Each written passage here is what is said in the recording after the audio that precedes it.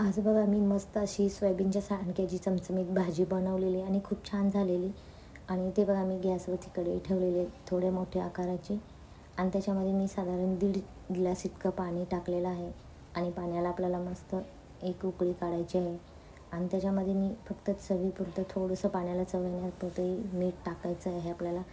आणि पाण्याला अशी खळखळून उकळी आली की मग त्याच्यामध्ये जे सोयाबीनचे जे सांडगे घेतले छोट्या आकाराचे ते आपल्याला टाकून घ्यायचं आहे. आणि मस्त अशी त्याची एक उकळी काढायची आहे. आणि उकळी आली की आपल्याला गॅस बंद करून दुसऱ्या भांड्यामध्ये सांडगे जे आहेत उकडलेले ते काढून घ्यायचं आहे आणि आपल्याला गार होण्यासाठी ठेवून द्यायचं आहे. आणि सांडगे गार झाले की मग त्याच्यातलं पाणी हाताच्या साहाय्याने आपल्याला पिळून घ्यायचं आहे. आणि ते बघा परत मी कढई ठेवलेली आहे आणि त्याच्यामध्ये मी साधारण 4 चमचे इतकं तेल घेतलेलं आहे. जास्त तेल वापरायचं थोडंसं. आणि त्याच्यामध्ये मी 1 चमचा जिरं टाकलेला आहे फोडणीसाठी. आणि त्याच्यामध्ये परत मी 10 ते 12 मी कढीपत्त्याची पानं टाकलेली आहे. आणि मस्त असं आपल्याला खमंग फोडणी करून घ्यायचं आहे ते. आणि त्याच्यामध्ये परत मी 2 कांदे चिरलेले बारीक तुकड्यामध्ये तेही आपल्याला त्याच्यामध्ये टाकून घ्यायचं आहे.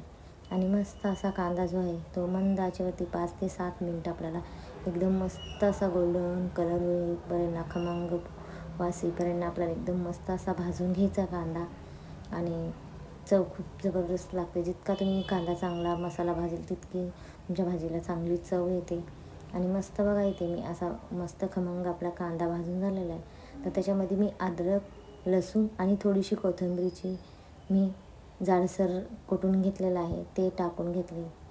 आणि कोथिंबीर फोडणीमध्ये टाकली की भाजीला खूप छान चव येते. आणि अशा प्रकारे आपण सर्व मसाले घालणार आहोत.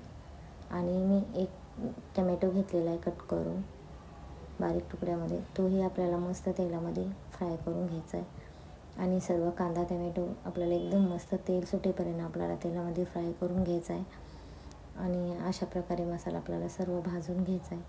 आणि आता मी ते टमॅटोमध्ये अर्धा चमचा थोडंसं अगदी मीठ टाकून टमॅटो जो आहे तो आपला झाकून मी 2 ते 5 मिनटं मी मंद आचेवरती टमॅटो आपला नरम होईपर्यंत मी शिजवून घेणार आहे.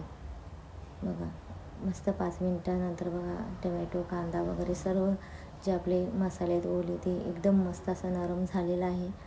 तर अशा प्रकारे आपल्याला सर्व मसाले फ्राय करून घ्यायचे. आणि परत त्याच्यामध्ये मी काही बेसिक मसाले जे आहेत आपल्या घरामध्ये वापरायचे ते वापरलेले आहेत. तर इथे बघा मी 1 चमचा मी गरम मसाला, अर्धा चमचा हळद वापरलेली आहे. आणि तुमच्या आवडीप्रमाणे तिखट तुम्ही कमी जास्ती करू शकता. आणि मस्त जे आपल्याला मसाले जे टाकलेले आहेत तेलामध्ये ते व्यवस्थित. आणि पहिलंही आपण मीठ टाकलेलं सांडगे उकडताना आणि परत टमॅटो नरम होण्यासाठी मीठ टाकलेलं होतं. त्याचा अंदाज घेऊन मी अगदी थोडंसं मीठ टाकलेलं आहे.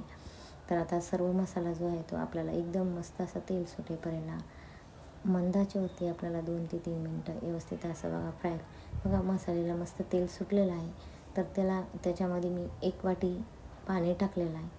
आणि मस्त आपल्याला असं ढवळून घ्यायचं आहे.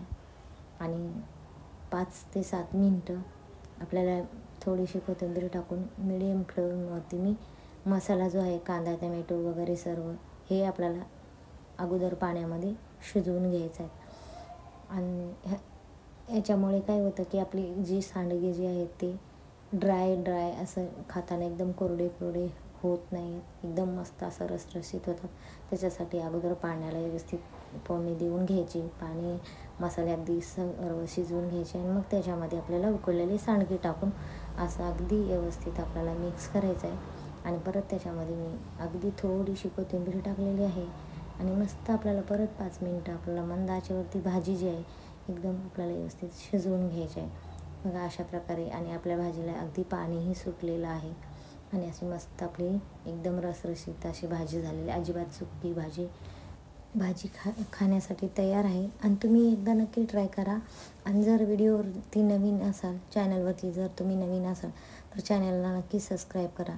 आणि जर व्हिडिओ आवडला असेल तर व्हिडिओला लाईक करा. आणि मस्त छान कमेंट करा.